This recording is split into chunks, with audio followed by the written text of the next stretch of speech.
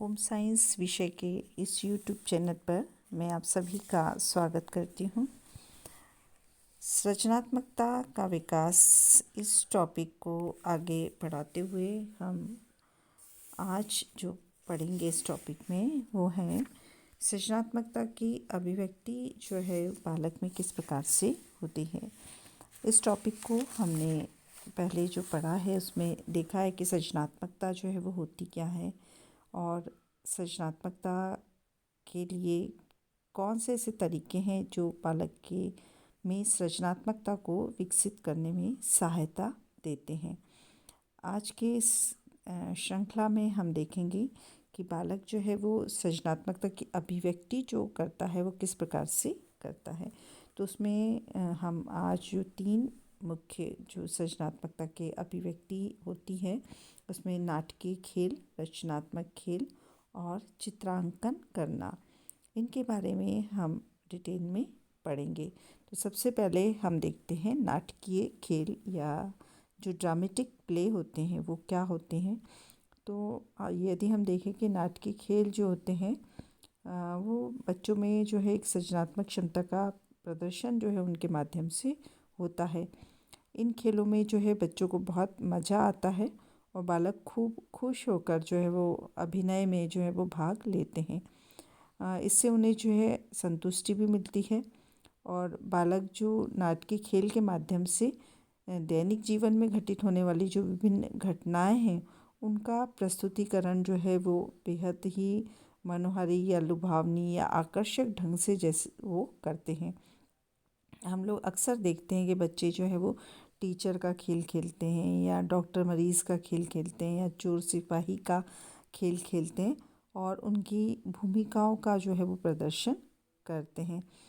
बालक जो होता है जिस शिक्षक को कक्षा में अधिक पसंद करते हैं उनकी भूमिकाओं को भी वो आकर्षक ढंग से जो है वो प्रस्तुत करते हैं और उनके बोलने का ढंग, शैली, लहज़ा जो है वो चेहरे का हाव भाव जो होता है वो भी उन्हीं की तरह करने का वो प्रयास करते हैं। तो एक तरह से जो हम बात करें कि ये जो होते हैं नाटकीय खेल, लड़कों की अपेक्षा जो है वो लड़कियां जो है इन्हें ज़्यादा खेलती हैं क्योंकि बालिकाएं जो है अक्सर गुड्डे गुड़िया की शादी रचाती हैं और उसमें अपनी महत्वपूर्ण भूमिका भी वो निभाती हैं। गुड़िया को वस्त्र पहनाने, उन्हें सजाने संवारने का काम करती हैं। तो ये जो नाटकीय खेल हैं भाग लेने के लिए बालक जो है उसको हमेशा हमें प्रेरणा और प्रोत्साहन देना चाहिए जिससे उसकी जो कल्पना एवं सृजन शक्ति जो है उसका विकास हो सके। इन खेलों से बालक के भीतर जो छिपी नकारात्मक जो संवेग होते हैं वो दूर होते हैं और उनका व्यक्तिगत, पारिवारिक तथा जो सामाजिक समायोजन होता है वो अच्छा भी होता है। ये जो खेल हैं इनका सामाजिक समायोजन में जो एक अच्छा महत्वपूर्ण स्थान है क्योंकि ये जो खेल होते हैं वो बच्चों के आनंद और संतुष्टि तो देते ही हैं, उनकी जो एक उबाऊपन है या बोरियत जो होती है उसको भी ये खेल जो है वो दूर करते हैं।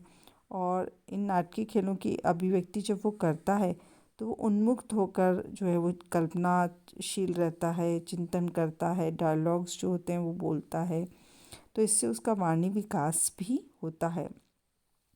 नाटकीय खेल में जो है बालक भिन्न भिन्न पात्रों को जो है वो अपने आप को जो है वहाँ रख कर प्रदर्शित करता है, तो उन पात्रों के बारे में भी वो जानने का या उसको समझ जो है वो उसमें विकसित होती है। साथ ही उनकी वेशभूषा और उसके बारे में भी जो है उनको एक जो मतलब उनके बारे में जानकारी जो उसे मिलती है। तो एक हम बात करें कि नाटकीय खेल जो है वो बालक के आनंद की प्राप्ति का स्रोत तो हैं ही, साथ ही जो है वो सामाजिक समायोजन में या सामाजिक विकास में भी बालक को सहायता प्रदान करते हैं। दूसरी हम चर्चा करते हैं रचनात्मक खेल जो होते हैं या कंस्ट्रक्टिव प्ले जिसे कहते हैं।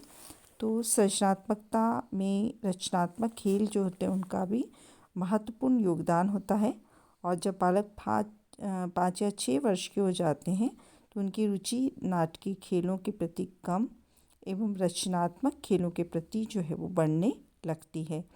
अर्थात जब बालकों में नाटकीय खेलों की समाप्ति होती है तब उनमें रचनात्मक खेलों का जो है वो विकास होता है। रचनात्मक खेल जो होते हैं यह आवश्यक नहीं है कि उसके खेल के साथी हों ही। बालक जो होता है वो अकेले ही रचनात्मक खेलों को खेल लेता है, जैसे चित्रांकन करना, पेंटिंग करना। इसमें बालक को दूसरों की ज़रूरत नहीं होती है। वह अकेले ही जो है वो पेपर, पेंसिल, कलर, ब्रश आदि से जो है वो चित्रांकन का कार्य करता है और आनंदित भी होता है। वह जब भी अपने हाथ से कोई चित्र बनाता है या कुछ कार्य करता है तो उससे बहुत खुशी और संतुष्टि जो है वो मिलती है। इस प्रकार उसमें चित्रांकन के प्रति जो है वो रुचि भी विकसित होती है। प्रारंभ में जो है बालक मिट्टी, लकड़ी के बुरादे, कंकड़, पत्थर, शीशियाँ, टीन के डिब्बे ऐसी जो सामग्री होती है उनसे भी रचनात्मक खेलों को करना जो है वो सीखता है और बाद में वह पेंटिंग, ड्राफ्टिंग, चित्रांकन आदि जो क्रियाएं भी वो करने लगता है।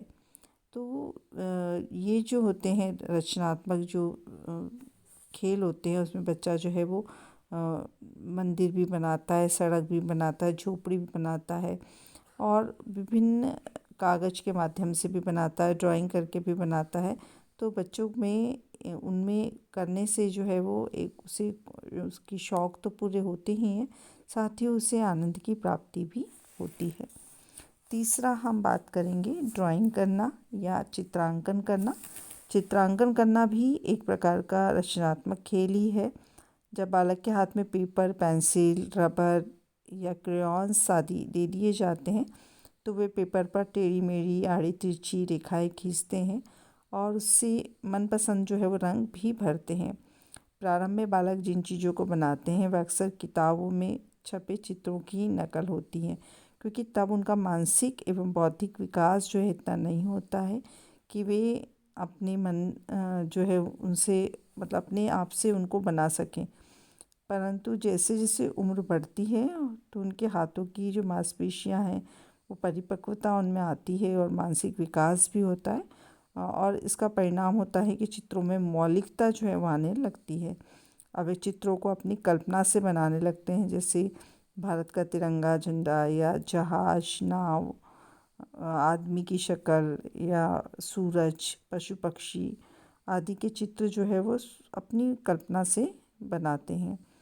बच्चे जो है वो जो चीज़ें देखते हैं उनका आसानी से जो है उसको बनाने का वो प्रयास करते हैं और चित्रांकन की जो क्रिया है बाल्यावस्था की समाप्ति के साथ ही समाप्त नहीं होती, बल्कि जिन बालकों में चित्रांकन के प्रति रुचि एवं शौक होता है वह आयु वृद्धि और जो अनुभव है उसके साथ जो है वो बढ़ता जाता है। और तो ऐसे जो बच्चे हैं जो बहुत इंटरेस्ट ले रहे हैं ड्राइंग में, तो उन्हें जो है वो आगे बढ़ाने का प्रयास करना चाहिए और उन्हें, क्योंकि ड्राइंग जो है वो एक ऐसी कला है या एक रचनात्मक खेल ऐसा है कि बच्चे छोटे होते हैं जब भी आनंद की प्राप्ति करते हैं और यदि उनमें इस चीज़ की रुचि रही तो वो हर उम्र में जो है इस चित्रांकन को जो कर कर आनंदित जो है वो होते हैं। ये आज के लेक्चर में हमने बालक के सृजनात्मकता के अभिव्यक्ति के अंतर्गत जो है वो 3 पॉइंट्स जो हैं उन पर चर्चा की। इसके आगे का जो लेक्चर है या इसी सृजनात्मकता के अभिव्यक्ति के जो आगे के पॉइंट्स हैं उसको हम अपने नेक्स्ट लेक्चर में जो है वो पढ़ेंगे। आज के लिए इतना ही। धन्यवाद।